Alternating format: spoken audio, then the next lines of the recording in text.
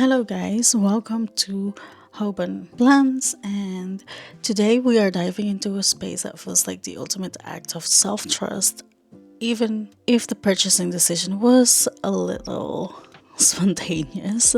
That is my setup for 2026 Hobonichi Cousin A5. I have to be honest, I was on the fence. I was trying to be disciplined as I already have my planning systems, including my Jib and Techo, which is now rocking its own gorgeous One Piece collab cover, by the way. If you haven't seen that video, please check it out. And so I didn't feel like buying another planner. Then I saw the cover that my Jib and Techo is now rocking, and also this going merry letter for the cousin. And just like that, my resistance started to crumble, to be honest. My word of the year for 2026 is bloom. And this isn't about being forced or like about aggressive growth. It's about soft, intentional expansion and finally feeling at home in the life you're building. And so I've already set up the foundation off camera. So today I'm just walking you through the energetic blueprint, and we'll explore how this supports my routines, help me anchor into my purpose, and guides me through the unpredictable waters of 2026. So if you're ready to step into a slower, more intentional system, one that truly honors your intuition, grab your favorite cup and let's dive into this. So the very first page, I just decorated with some washi tape, a sticker that I got from James Wedmore's welcome gift when I joined their Business by Design course, and it just says my success is inevitable. And I wrote like an affirmation here as well, which says I bloom in every season, in work, in love, and in life. And then after that first page, we have this awkward in between page. I just stuck this postcard that says you deserve all the love in the world, and I just thought it was very fitting with all the flowers on it. So right after that first page, where I've anchored my word bloom, we are at the yearly overview. And again, I'm just emphasizing that 2026 for me will be the year of bloom. And because this is my first year with the cousin, I'm loving the permission it gives me to just see the whole year at a glance. However, because this is super tiny, I just kept this spread energetically clean and basically have no clutter in it. I'm just using some color dots to sense the flow of the year. The light pink are for known holidays, so that's just like the overall holidays like New Year, Christmas. And then yellow is basically for special events or dates, and purple for birthdays. It's just a small act of self-care for me, but it immediately helps me see where the busy season are going to be, and more importantly, I can also see where I have the sacred space to rest and create. And then on the right side, just next to the 2027 one, I place this sticker that basically is just a powerful reminder for me. It says, when you're ready, begin it. Again, it's just a perfect anchor for this planner's energy. It just reminds me that every journey, every season is simply a fresh invitation to start exactly where you are and trust the flow. And I do love that they give you a view of last year as well, just to reflect. Okay, and next we are in the yearly index pages. And again, this is the first time that I'm setting this section up. I see this as similar as the future log when I was bullet journaling, but I wanted to kind of like do something different with this. I wanted it to be a little bit more personal and not just functional. So I've chosen to use these pages as a deeper period and fertility tracker, as well as noting birthdays and key dates. So I've just created this key here on a sticky note. This sticky note is from cloth and paper, and I've also added, that was a last minute decision, the moon cycles throughout the whole year. And with that, I'm just using like the solid dot for new moon, an open circle for full moon, moon, and then the first quarter and the last quarter. And I've also added like a little plus if it's a lunar or a solar eclipse. So again, this is just about like consciously observing the patterns between my energy, my mood, and the moon cycles. I just want to see if that has any correlation for myself, because I know for a lot of people it does. So yeah, and as you can see here, I drew a line. So basically the idea is filling the little square for each day as a fertility / period tracker, and then the rest I can still use for like the key dates. And then on top I just wrote cycle and special dates. Again, it's just simple, contained, and I feel like it's going to be powerful. It blends like the practical side of remembering dates with the intuitive side of tuning into my body and the cosmos, and this spread will fill in slowly and becoming a beautiful record of how I navigate the energy of 2026. Okay, and up next we have the monthly overview pages, and this is where I'm doing something dramatically different. Since I'm planning to use the spiral planner from Cloth and Paper that I will be receiving this month in my subscription box, and I'm using my Jibun Techo for my finance planner. They are already holding my appointments and my budget, so I refuse to use the Hobonichi to basically repeat information over here. So instead, I envision this monthly overviews to become my bloom tracker.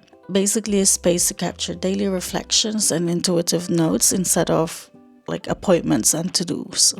So each day I'll write one small moment of growth, something that shows how I'm blooming that day. It could be a powerful mindset shift, a moment of deep gratitude, or basically just an unhurried moment of conscious rest. Just to show you, I have chosen 3 focus words, which are easy, gratitude, and reset. They're basically the perfect energetic preparation for stepping into something new. And I also already pulled my tarot of the month, which is this card, the Emperor, which brings in that steady, grounded energy of creating structure in an aligned way.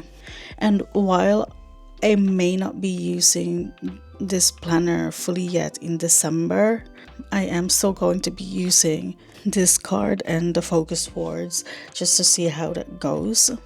And then I also pulled an affirmation card from the Super Attractor deck, which says, "My true safety lies in my capacity to align with the love of the universe," which I've written up here on the side. So I feel like that's perfect and aligned pull with the 2 cards as well as with the 3 focus word. So yeah, this page is basically an energetic overview, a snapshot of what I'm learning and how I'm growing. And by the end of the year, hopefully I can flip back and see how each month unfolded, and not just through what I did, but more of through who I've become, and how I've really honed into my design, my human design, if you're familiar.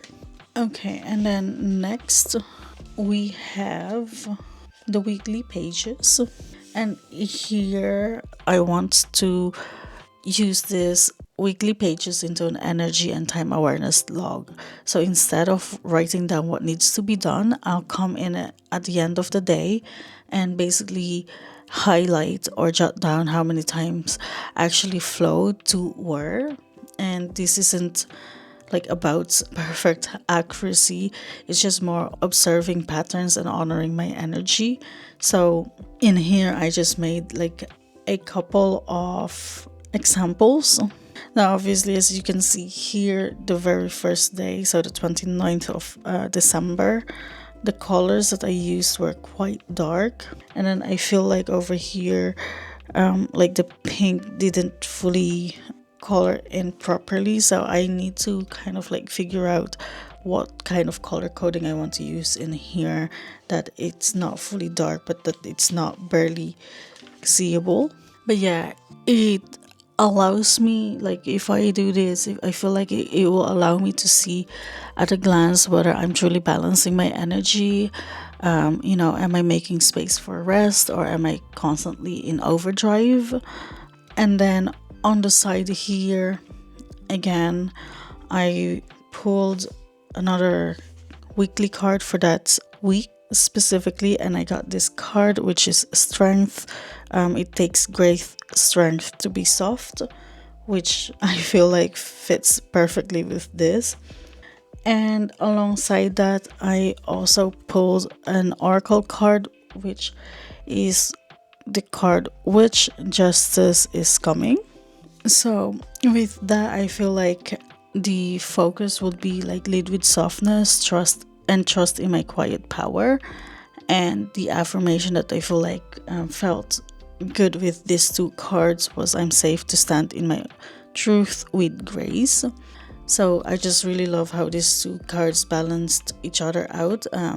Strength reminds me that softness is also powerful, and the witch brings in that sense of justice and alignment, and trusting that things always balance when you stay true to yourself. So again, this spread will become less of a planner and more of an energy map, a space where I can literally see what my balance looks like, both in practical ways as well as in my energy. The next page, or the next thing that I want to discuss, is this turning the page to a new year. Here I kind of again wanted it to feel like a soft grounded beginning, like a quiet space to map out my highest intentions before the year start. And since my word for the year is bloom, I just wrote this down again in here.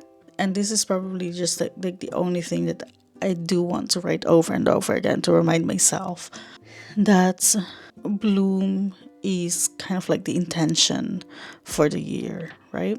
And then at the right side, I have the Two of Cups, which is my tarot of the year. It helps me anchor into like the energy. So the tarot of the year is Two of Cups. So again, I just wrote it down here, and I kind of wanted like to have the words like that flowery thing.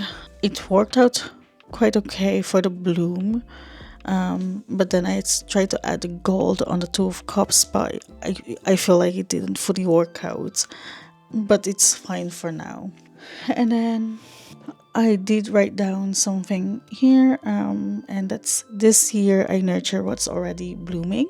At first I wanted to basically, like, going back to the tarot of the year, I kind of was like debating with myself whether I wanted to pull it closer to January, but then I felt like I can just have it already, and kind of like if something comes up to me, I can just like write it down throughout here. And then on the top here, I wrote down what I'm growing in 2026. So these are basically just a few intentions, things that I want to nurture rather than fully achieve, showing up creatively with more consistency, embodying self-trust in my business, living in harmony with my cycle. All these things, it's more like the intention that I have, and I would be okay if I haven't really achieved that at the end of next year, as long as I've grown in them. And then below here, I've created like a simple kind of like 12-week year overview. It's basically like my year in 4 season, if you will. So the first quarter is like grounding, the second is growth, the third is flourish, and the fourth is ease. So grounding, or quarter one, is all about building a steady rhythm, content creation, because I really want to focus on that. And then the second quarter, or the growth quarter, is refining what's already working and expanding that, as well as like having like my first evergreen product. All right. And then the third quarter, or the flourish season, is where I allow myself to be seen and express more creatively. So, yeah, and then quarter four is all about ease. It's about slowing down, reviewing, and basically realigning. And again, I feel like I wanted to have this a little bit more open, nothing too detailed or restrictive, just like a clear direction that will keep me inspired and intentional. And I might add a little bit more things over here over time. I just want to be able to come back in here at any time when I need to realign with my bigger vision for the year. And I feel like this is, again, super simple, it's grounded, and it captures everything my word of the year stands for. And then before the daily pages begin, we always have this single blank page at the start of each month. And I do love that Hobonichi includes this open space, but I feel like somehow it's kind of intimidating as well because I'm not used to it.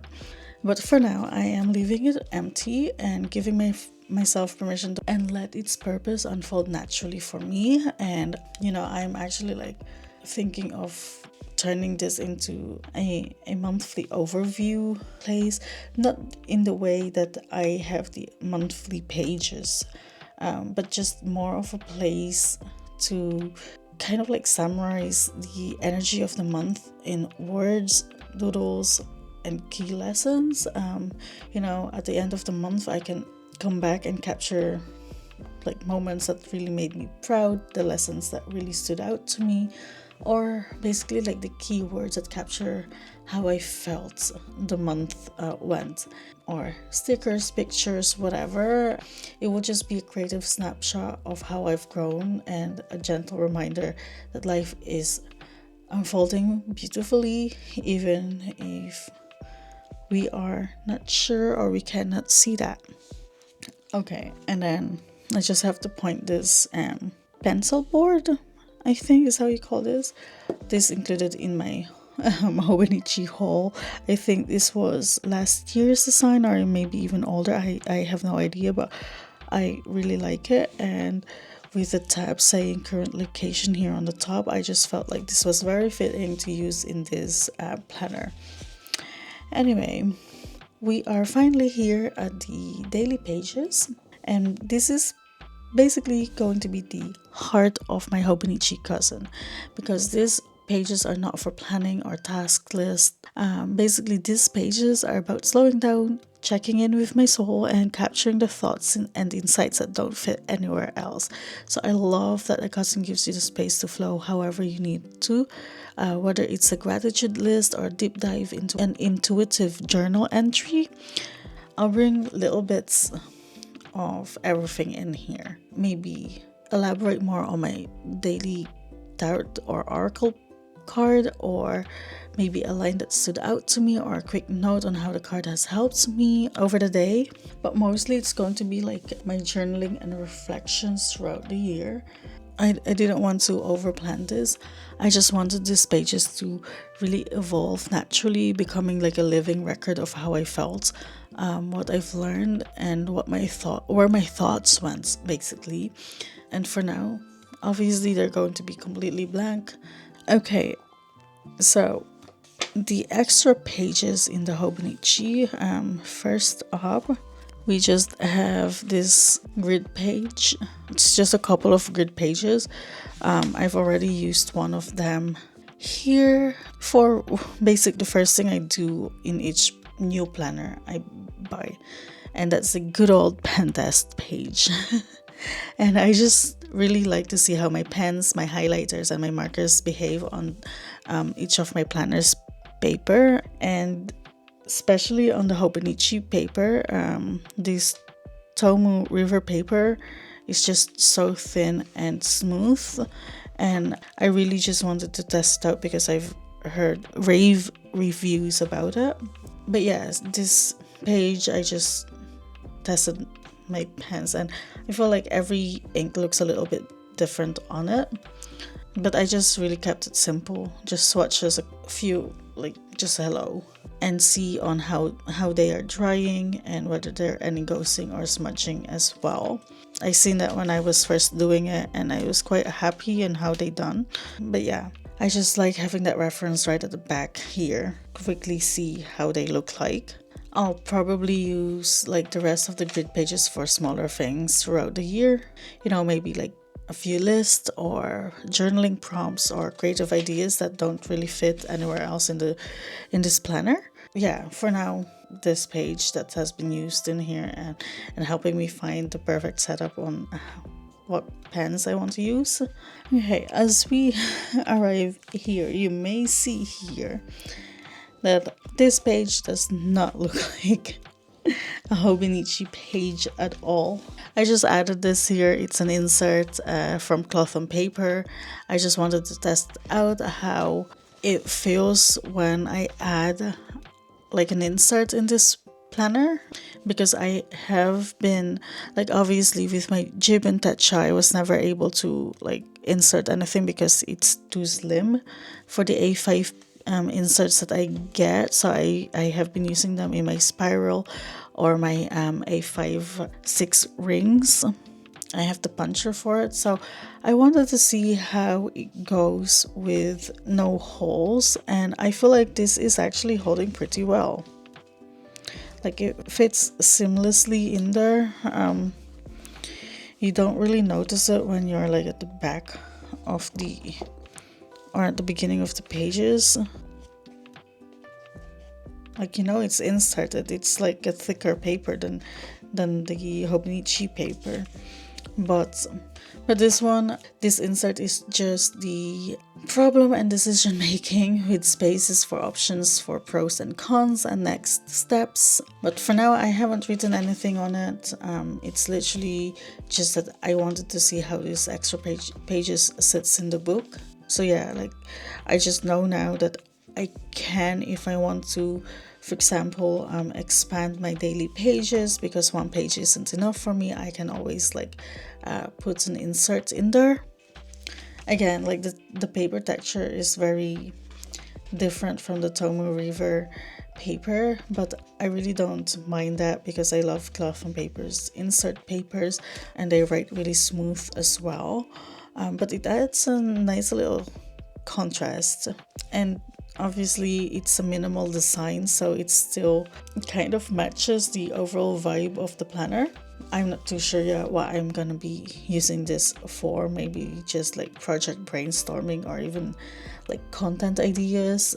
Again, I'm just really giving myself permission to experiment and see what works best throughout the year, because I tend to be someone that really wants everything to be planned out, and I used to easily give up when like I don't want to use something for something anymore. And yeah, I just don't want it to happen this year, and that's like part of the bloom topic.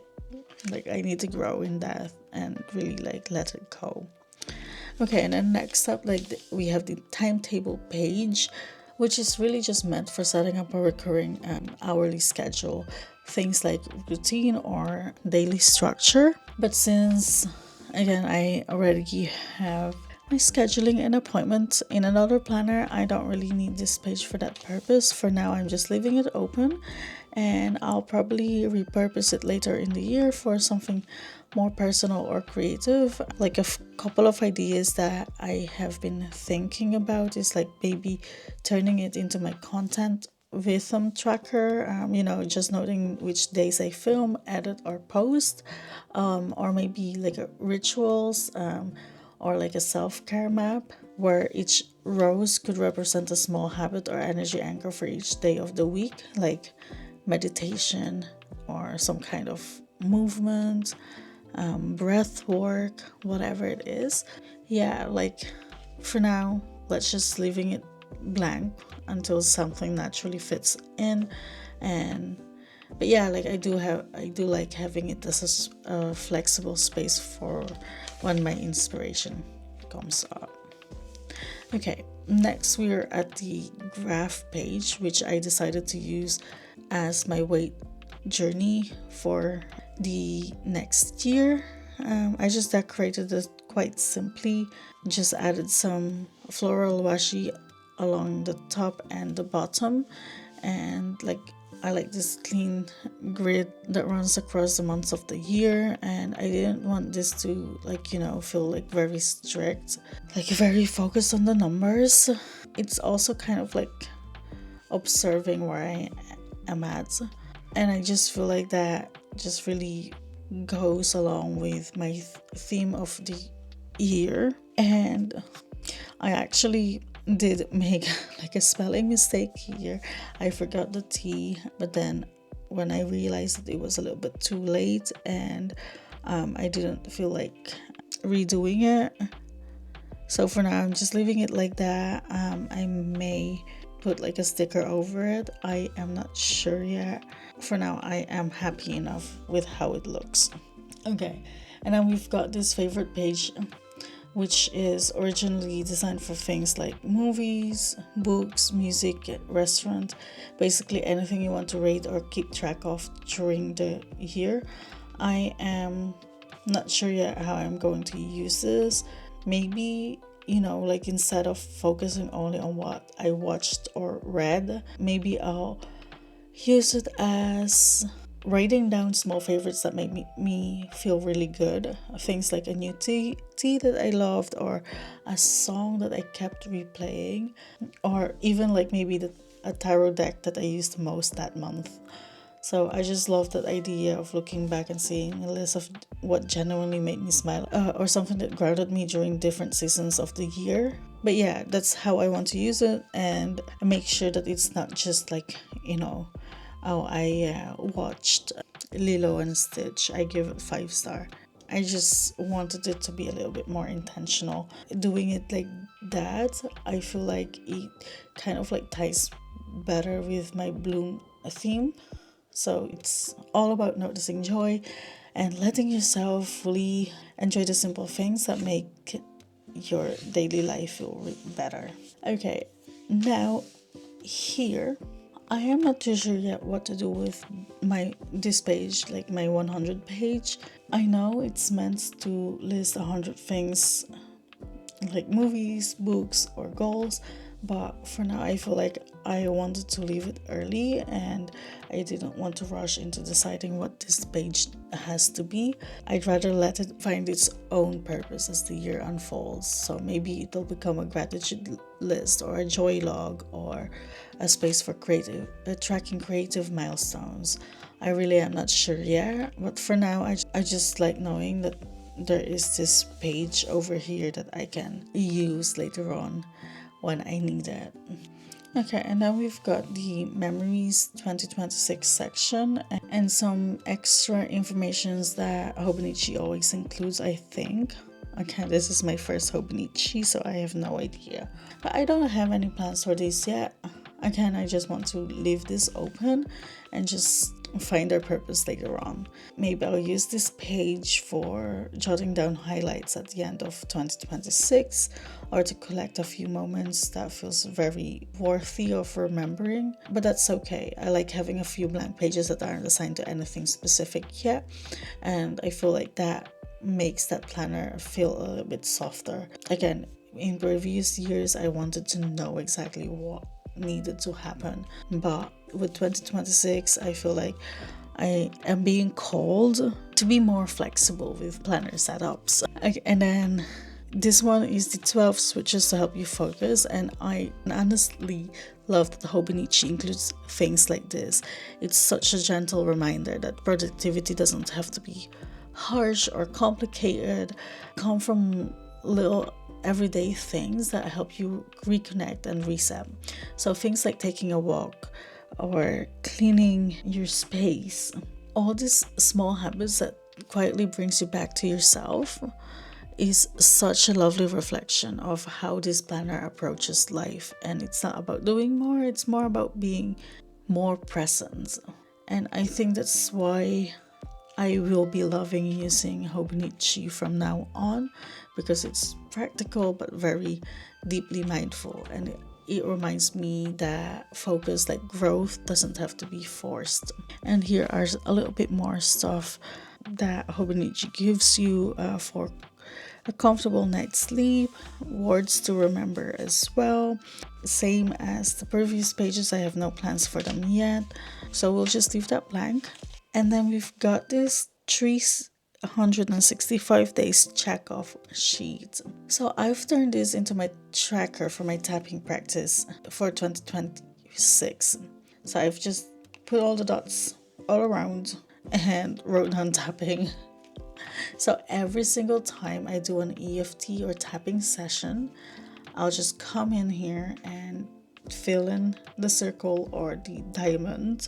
And it doesn't matter if it's a full session or just a quick reset. It's more about consistency and intention than perfect, because one thing that I have noticed in myself tapping almost every single day for the last 2 years now.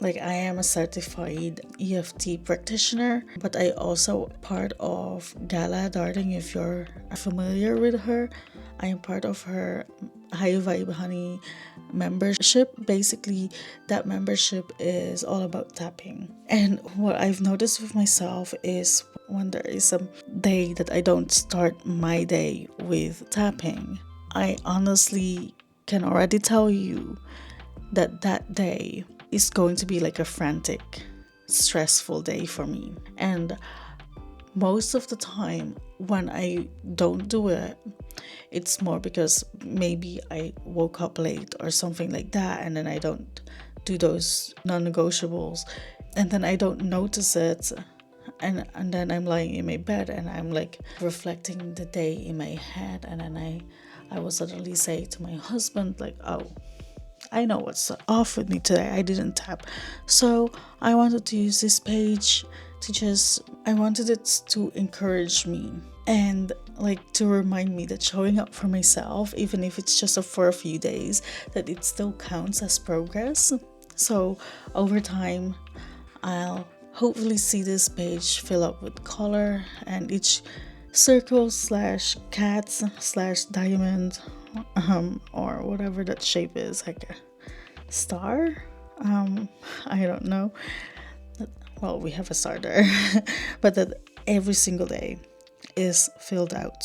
That's my hope for this page, and it will, like, at the end of the year, it will become a real beautiful visual reminder for myself how many times I've chosen to give myself a couple of minutes and really like choose myself over chaos or stress. And I feel like that's a perfect way to kind of like close this setup walkthrough. Like, there's not much in here anymore. We've got this page, getting the most out of your Hobonichi. So it's just a little reference section. But again, I honestly love how Hobonichi includes things like this. And it feels like it's such a reflection of how much care and thought went into creating this planner. And it's not just about pages and layouts for them. It's also about creativity, community, and inspiration. Like, they share ideas, journaling prompts, and even stories from other users around the world, which really, I think, is such a beautiful reminder that your planner can be anything you need it to be, whether you use it for structure or self-reflection or creativity. There really is no right way to do it. It's about finding what helps you feel most aligned. I think that's exactly what this whole setup has been about for me, building that space that supports me, my own space. And then we just have the gifts page here, which is usually meant for keeping tracks of presents you've given or received, but I already know that I am not going to be using that for what it's supposed to be used for, because I already have a whole section in my finance and abundance planner where I track things like that. So I don't really need to duplicate it here.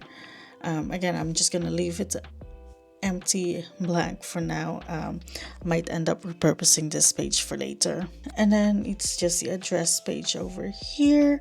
I am just going to be using this as it was intended, even though, like most of that information lives in our phones now. I really like the idea of having it a handwritten record, and there's something special about writing the names of people who matter to me, and it makes it feel more personal and more grounded. And it also means that if I ever wanted to send a handwritten note or card to someone, it's already in here on one page.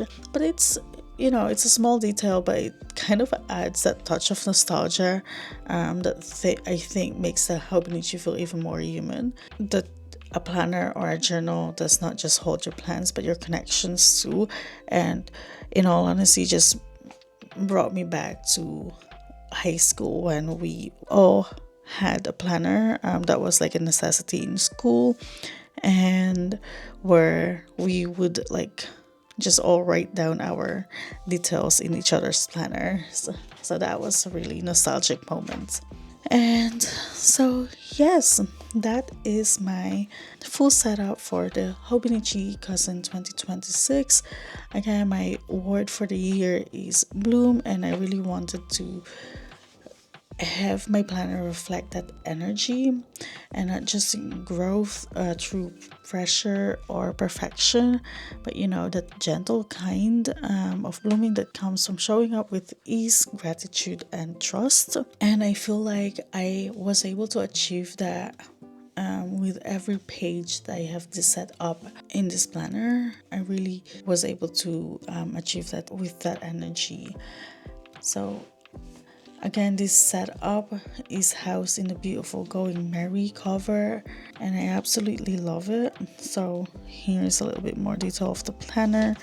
You can see here. Let me see if I can show it to you. The whole design goes all throughout.